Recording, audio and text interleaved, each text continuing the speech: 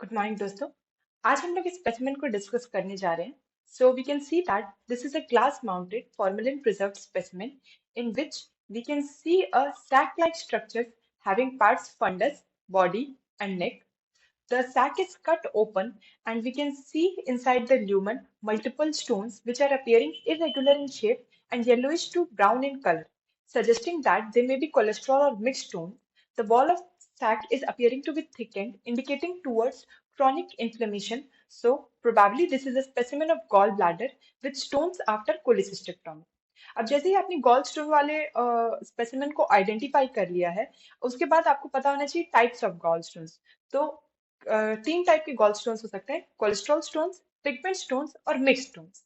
Cholesterol stones generally improper gall bladder emptying के कारण form होते हैं और जो वो जनरली येलो कलर के होते हैं, yellow to greenish in colour. वहीं पिगमेंट स्टोन्स वो कंडीशंस में फॉर्म होते हैं जहाँ पे बिलिरुबिन का प्रोडक्शन बहुत ज्यादा हो जाए।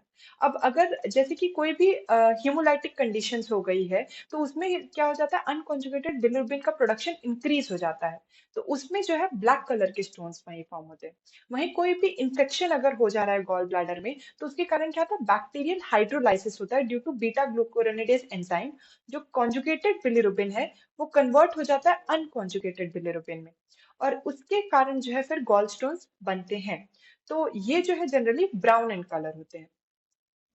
अब क्योंकि जो है कोलेस्ट्रॉल जो है वो उतना ज्यादा वाटर सॉल्युबल नहीं होता, उसके ऊपर एक फॉस्फोलिपिड की बाइलेयर रहती है जिसके कारण वो वाटर सॉल्युबल बन पाता है।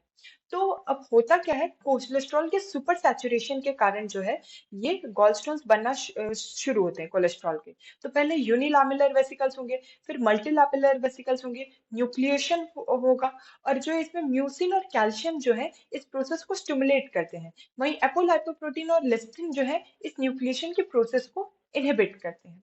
अब आगे चल के बिलियरी स्लज फॉर्मेशन होगा, माइक्रोलिथियासिस होगा और गॉल स्टोन्स होंगे। अब गॉल स्टोन के लिए रिस्क फैक्टर्स क्या होते हैं, वो एक 4F वाला निमोनिक हम जानते ही हैं, फीमेल, फैट, 40 एंड फर्टाइल। और इसके अलावा जो है अगर अल्कोहल हो गया, स्मोकिंग हो गया, सेडेंटरी लाइफस्टाइल, ये सारे हमारे अलग अलग रिस्क फैक्टर्स हैं जो कि कॉज करा सकते हैं गॉल स्टोन। अब गॉलस्टोन वाले पेशेंट प्रेजेंट कैसे कर सकते हैं, वो एसिम्प्टोमेटिक भी हो सकते हैं या अक्यूट कोलिसिस्टाइटिस की तरह प्रेजेंट कर सकते हैं, chronic cholecystitis, emphysematous cholecystitis, mucocele of gall bladder. तो ये सारे अलग अलग प्रेजेंटेशंस हैं हमारे गॉलस्टोन्स के। वहीं एक्यूट कोलिसिस्टाइटिस के केस में आपको एक साइन देखने को मिलता है, मर्फी साइन, जो कि इंडिकेट करता है inflammation of the gall bladder को।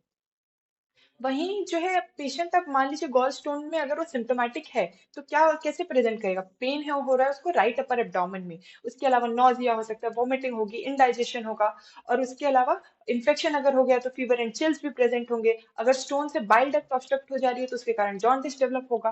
और डायग्नोसिस के लिए हम लोग करेंगे अल्ट्रासाउंड, सीटी स्कैन, एमआरआई और हाइडा स्कैन कर सकते हैं।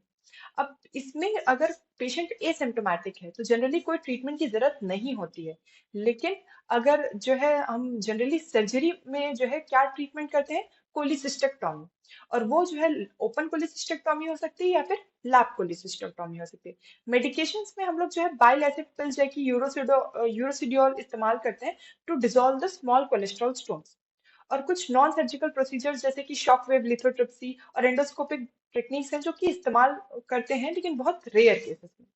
तो ये था हमारा पूरा एक ओवरव्यू अबाउट गॉल स्टोन और उसके स्पेसिमेन के अलावा बारे में। So thank you so much.